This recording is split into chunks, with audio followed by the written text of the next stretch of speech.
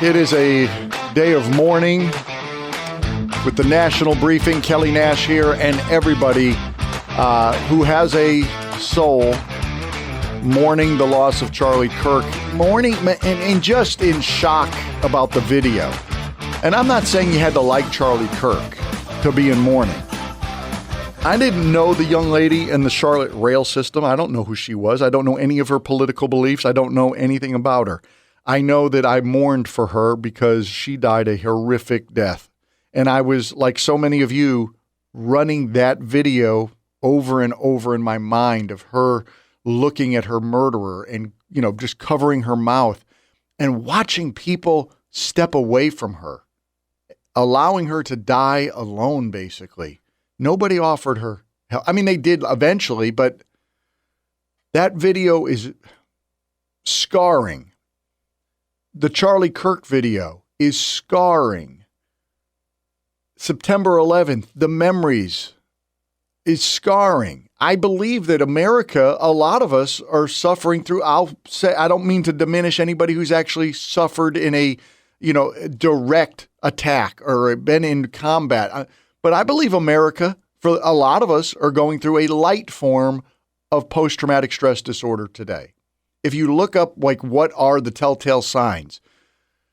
Your sleep is interrupted. My sleep has been interrupted for several days now after watching the video of the young lady in Charlotte. It was certainly disrupted last night. You keep replaying the video in your mind. I can't stop seeing it. It's just horrific what is happening. Now, I like to try to find positive messages to bring to you. And it's not easy, but when you're faced with this, what do you do with it? How do you respond to it?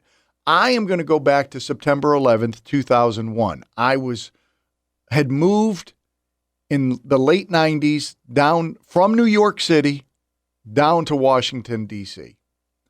So I was intimately familiar with both cities. I had friends who were working in the World Trade Center. I have friends who were working in the Pentagon.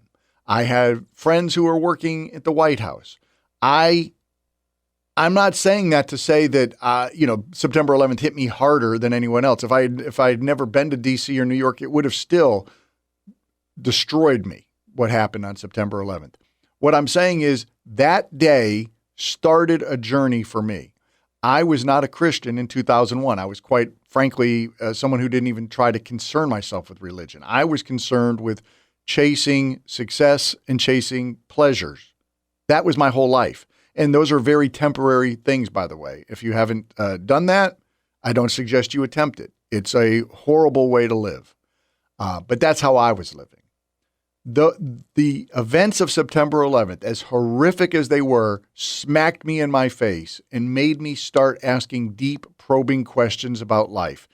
I wasn't a Christian in 2001, nor was I in 2002, and it wasn't till November of 2003 that I became one. It was more than a 2-year journey for me to become a Christian. Since 2003, as the Bible promises in Ephesians, I have found a joy that surpasses all understanding. I went through a divorce and was able to remain joyful. I see horrific events, same as you, and yet I can find a joy that surpasses all understanding. My prayer for people on the left and the right, because there's plenty of people on the right. I mean, I know when you look at the Pew Research, it's yes, the majority of conservatives, especially white conservatives, are evangelical Christians. But not all of them. I was somebody who was a conservative. I was listening to Rush Limbaugh back in the 90s, and he might bring up God, and I would just kind of fluff that off. So there, on both sides of the aisle, there are people who are lost when it comes to the most important question in life. I retweeted Charlie Kirk yesterday after it was confirmed that he had passed. I remembered him saying, I happened to hear it on the radio that day.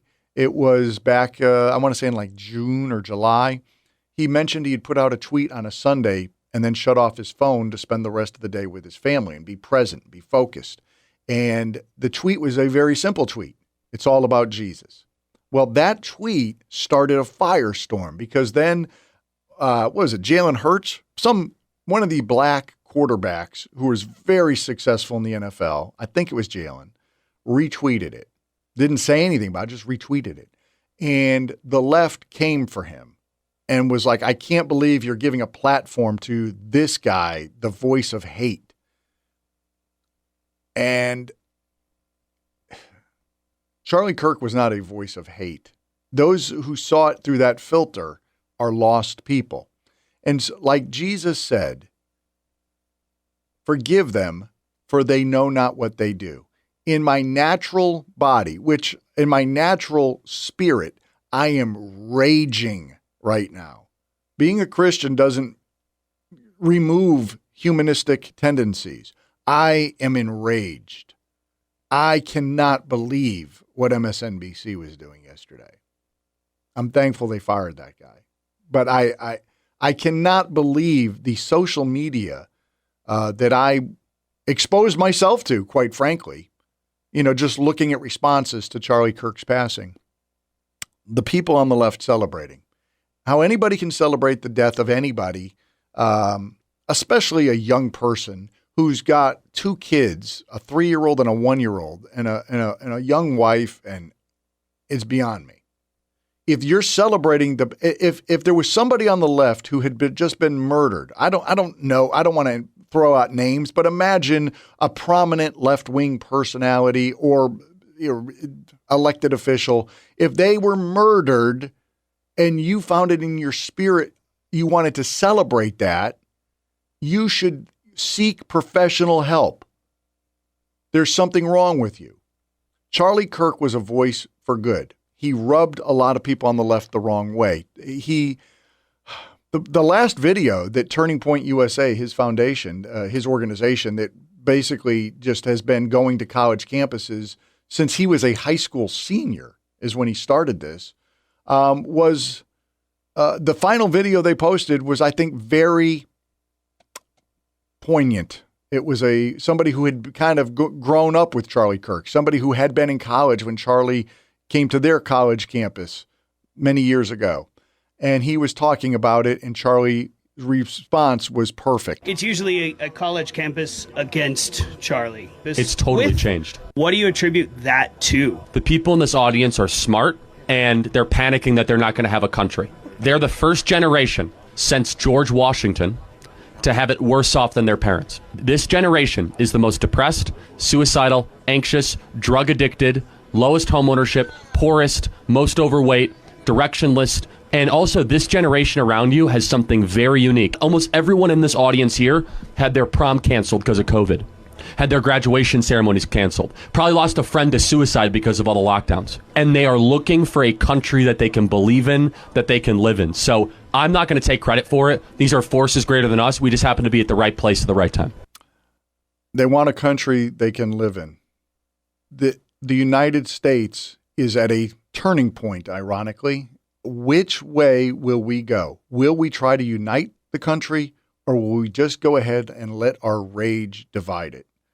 I pray that you reach out and try to bring people to the center, and more importantly, bring people to Jesus.